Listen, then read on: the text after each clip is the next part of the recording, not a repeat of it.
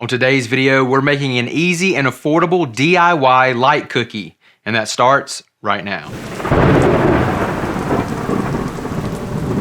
Hey guys, Ryan here. Thank you so much for joining me today. This channel is all about learning and growing as a filmmaker. So please like, share, and subscribe if you haven't already, and let's become better filmmakers together.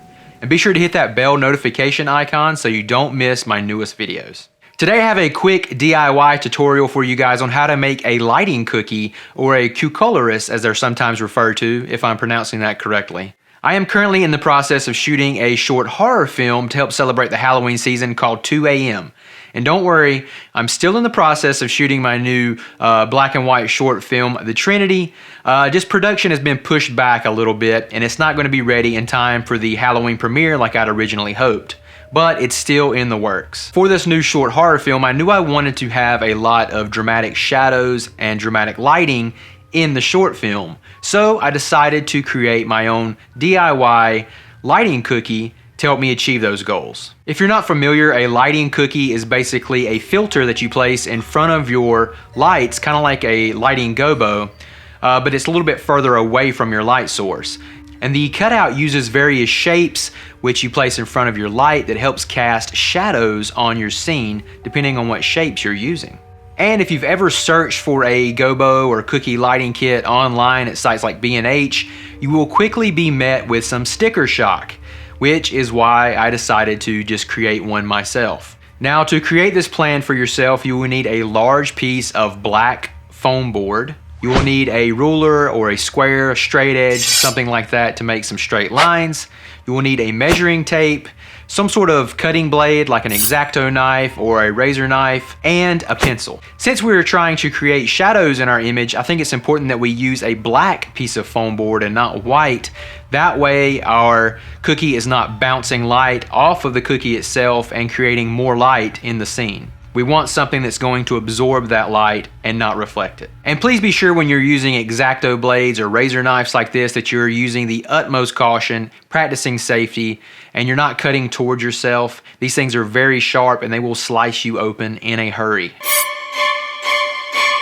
And also be sure to cut on a surface that you don't have to worry about damaging, like a cutting mat or just any other hard surface that you don't have to worry about damaging, because these blades will go through this foam board and cut into the surface below them. To begin with, I laid my foam board down on the flat surface and I decided to create my cookie using a vertical orientation. You can obviously use a horizontal orientation if you want, but I decided to cut mine in a vertical orientation. Which one works best? I don't know. So this thing doesn't get too flimsy and fall apart sooner rather than later, I decided to measure in 3 inches from all sides and create a box which is going to be my guidelines or my starting lines. So we're going to measure and create a series of cuts that are 1 inch by about 13 7/8 roughly.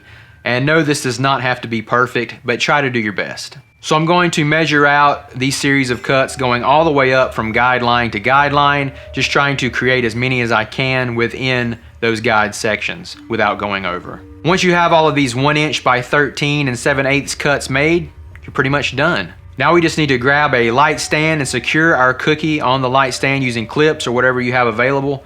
And we just place our light behind the cookie to create awesome shadows on our scenes. Just play around with the placement of your cookie and your light until you get the desired look. And if you're more artistic than I am, you can definitely create all sorts of different shapes and different cookies that you can use in different scenes to create things like fence posts, different window shapes. The possibilities are as endless as your creativity. For today's discussion, just let me know in the comments below if you've ever used a cookie like this and if you plan on using this plan to create your own. I hope you guys found this video very beneficial, and if you did, please be sure to like, share, and subscribe if you haven't already. Big thanks to all of our channel members and to all of you for your continued support. Thank you so much for coming along on this filmmaking journey with me. I am Ryan, and I will see you on my next video, which is probably going to be my new horror short, 2 AM. Thank you, and bye-bye. And great, I didn't record anything, but we're gonna start recording right now.